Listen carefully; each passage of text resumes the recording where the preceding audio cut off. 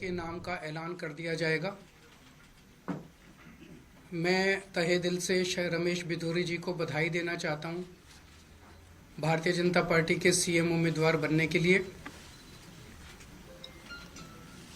मैं दिल्ली की जनता की ओर से मांग करता हूं कि रमेश बिधूरी जी बताएं कि उन्होंने 10 साल सांसद के तौर पे बतौर सांसद उन्होंने 10 साल दिल्ली के लिए क्या क्या काम किए। वो दिल्ली की जनता को बताएं कि उनका विजन क्या है दिल्ली को लेके, वो दिल्ली में और क्या क्या काम करेंगे। अगर उनको दिल्ली के लोगों के लिए उनका विजन क्या है वो ये साफ साफ बताएं दिल्ली के लोगों को। और जब उनका औपचारिक रूप से ऐलान हो जाएगा तो जनतंत्र को सुदृढ़ करने के लिए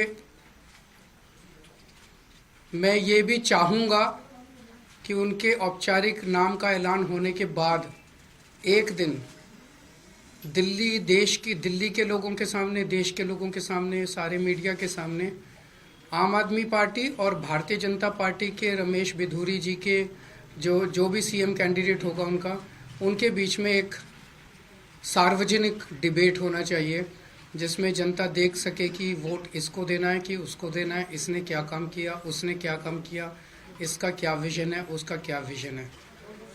तो हम इंतज़ार करेंगे 1-2 दिन में शायद रमेश बिधूरी जी का औपचारिक ऐलान हो जाएगा। उसके बाद फिर हम आगे देखते हैं क्या होता है।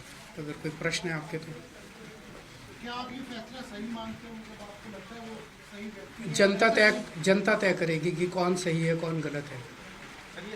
मैं तो कौन होता हूँ। हाँ जी, सूचना कैसे मिली? सूत्रों से, जैसे 11,000 वोट जो शादरा में कट रहे थे वो हमें उनके अंदर के लोगों ने ला के दिए थे सारे कागज़।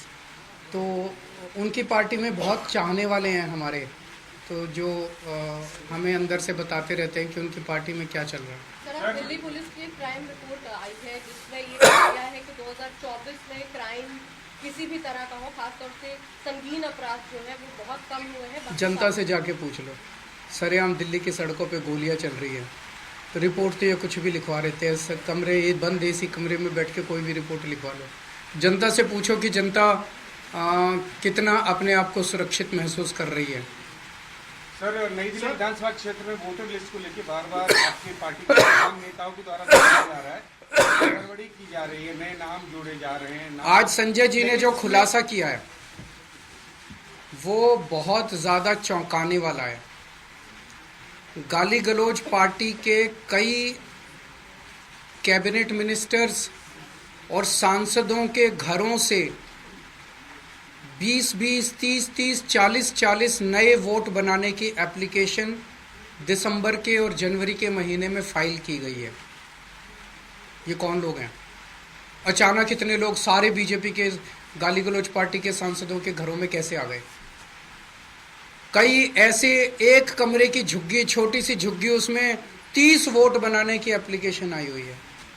एक छोटी सी दुकान, उसमें 40 वोट बनाने की एप्लीकेशन। ये कौन है ये लोग? तो जाहिर तौर पे भारतीय जनता पार्टी हार मान चुकी है और जनता के सामने ये भी धीरे धीरे निकल के आ रहा है इस दिल्ली चुनाव के अंदर कि ये चुनाव नहीं लड़ते, ये लोग केवल और केवल बेईमानी करते हैं।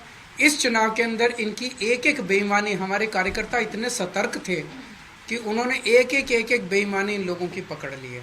पर वो सारी बातें हैं, उस पर भी चर्चा करेंगे। आज तो आप यही जनता को बताइएगा कि रमेश बिधूरी जी जो है वो इनके सीएम कैंडिडेट शायद बनने जा रहे हैं। बहुत बहुत शुक्रिया। चैलेंज कर रहे हैं डिबेट के लिए उनके सीएम फेस के साथ? बिल्कुल चैलेंज कर रहे हैं।